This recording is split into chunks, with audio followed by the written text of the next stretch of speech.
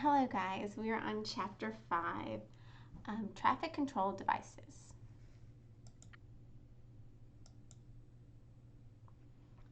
Okay, so we're going to start talking about traffic control devices.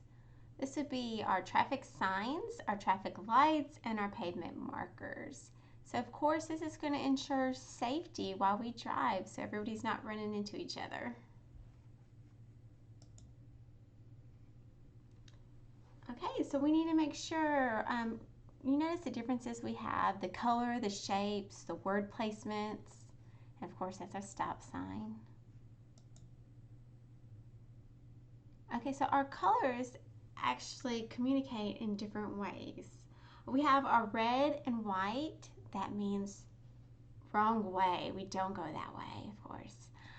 We have our black and white, this is our speed limits, okay, our regular signs.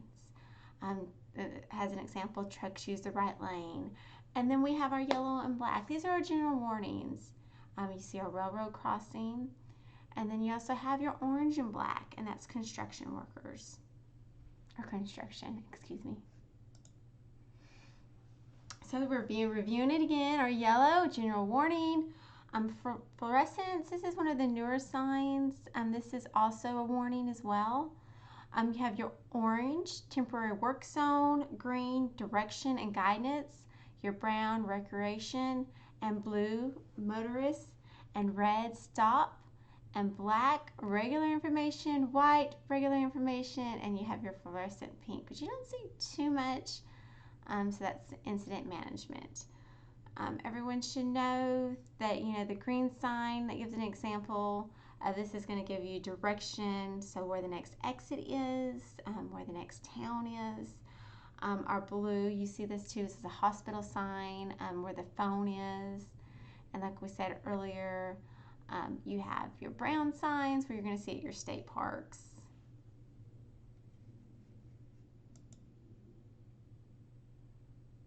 So they put them in 3 different categories: regular signs, warning signs, and guide signs. So our regular sign, this means stop. We also have our yield sign and our do not enter. So these are the ones you probably see the most. Your warning signs, you'll see that watch out for deer. Also, like if you're in the mountains, they have the watch out for bear. They also say watch out for horses as well. Two-way traffic, lane added, and then it's, of course, the deer crossing. Okay, so your guided signs. So this is where you're going to see on the highway mostly. Also, if you're taking some routes, your destination mileage, your routes, and your roadside services. So like if you're coming to Brunswick, you're going to say Brunswick, the next 5 exits, that type of thing. Our traffic lights, we have red, yellow, and green. So our red means, stop prior to the crosswalk. We have our yellow, right away, the red's about to, start, so you want to slow down, and then you have your green, which is clear to go.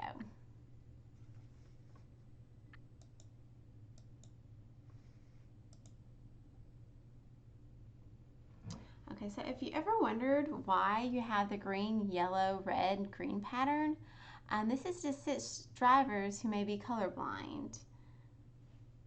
So they want to make sure that they have the same pattern, and it always goes in the same order. Okay, so we have our lights that are actually horizontal, and then we have them vertical as well. So it was talking about the difference in the horizontal lights and the vertical lights.